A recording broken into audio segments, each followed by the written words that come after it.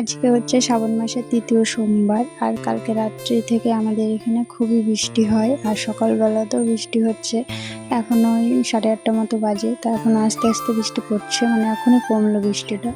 আর আমি চান টান করে ঠাকুর ঘরে এসে দেখি ঠাকুর ঘরে কত জল জমে গেছে।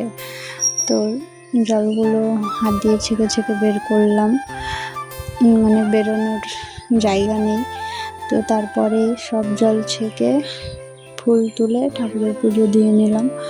আর পুজো দিয়ে নিচে এসে দেখি সানবিকা ওর বাবা ফোন দেখছে।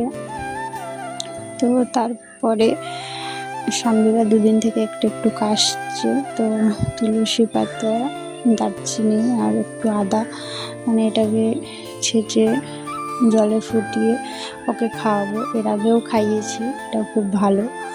তো প্রথমেই তো খেতে গিয়ে কেমনই করছে মুখটাকে, আর তারপরে খেয়ে নিয়েছিল।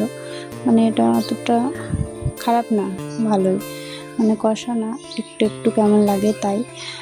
তো আজকের সকালটা আমার তো এইভাবেই কাটলো, আর এখন আস্তে আস্তে বাইরে বৃষ্টি পড়ছে। তো আজকের জন্য এটুকু, বাই।